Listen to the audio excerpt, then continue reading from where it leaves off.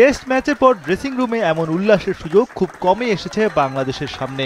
সবশেষ ২০২২ সালে নিউজিল্যান্ডের বিপক্ষে অ্যাওয়ে ম্যাচে জয়ের পর ড্রেসিং রুমে নেচে গিয়ে আনন্দ করেছিলেন টাইগাররা।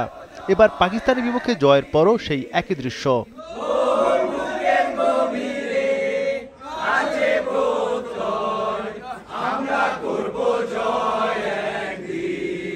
তবে এক ম্যাচ জিতে তৃপ্তির ঢেকুর তোলার অবকাশ নেই, কারণ সিরিজ জেতার সুবর্ণ সুযোগ বাংলাদেশের সামনে, যা আগে বেশ কয়েকবার হাতছাড়া হয়েছে বড় দলগুলোর বিপক্ষে। ২০১৭ সালে ঘরের মাঠে অস্ট্রেলিয়ার বিপক্ষে প্রথম টেস্ট জিতেও পরে ম্যাচ হেরে যাওয়ায় সিরিজ হাতছাড়া হয়েছিল টাইগারদের। ২০২২ সালে নিউজিল্যান্ডের মাটিতেও একইভাবে প্রথম ম্যাচ জয়ের পর দ্বিতীয় ম্যাচ হেরে বসে বাংলাদেশ দল। পাকিস্তানের বিপক্ষে তেমনটি নিশ্চয়ই চাইবে না শান্তরা। অন্তত ড্র করলেও সিরিজ জেতা হয়ে যাবে। দ্বিতীয় শেষ টেস্ট হবে আগামী শুক্রবার ৩০ আগস্ট রাওয়ালপিন্ডিতেই। ভ্রমণের ঝামেলাও পোহাতে হচ্ছে না মুশফিক মিরাজদের। ২০২৩ সালের ওয়ানডে বিশ্বকাপ থেকেই ছন্নছাড়া রূপ দেখা যায় দেশের ক্রিকেটে। নিউজিল্যান্ডের মাটিতে ওয়ানডে ও টি-20 জেতার পর আশা জাগে টাইগারদের ঘিরে, কিন্তু সবশেষ টি-20 বিশ্বকাপে ব্যাট বলে আরেকটি হতাশার গল্পে আবার ওলটপালট দেশের ক্রিকেট।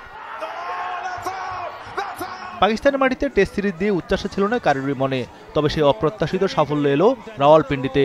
পাকিস্তানের বিপক্ষে প্রথম টেস্ট জয়, তাও তাদের মাটিতেই।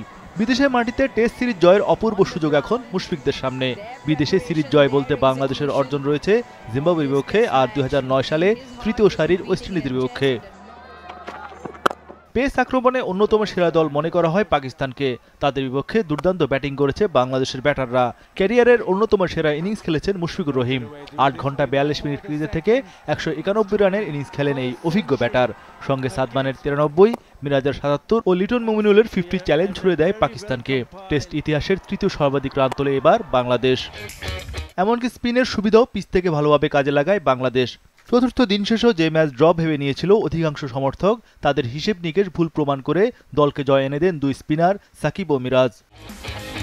ব্যাট বলে এমন পারফরমেন্সে বাংলাদেশ ইতিহাসের দ্বারপ্রান্তে। পাকিস্তানের মাটিতে সিরিজ জেতার হাতছানি এখন টাইগারদের সামনে। টেস্টে ২৪ বছরে বাংলাদেশ কেবল ভারত আর দক্ষিণ আফ্রিকার বিপক্ষেই জয় পায়নি। কে জানে, অচিরেই হয়তো সেই অপূর্ণতাও মিটে যাবে।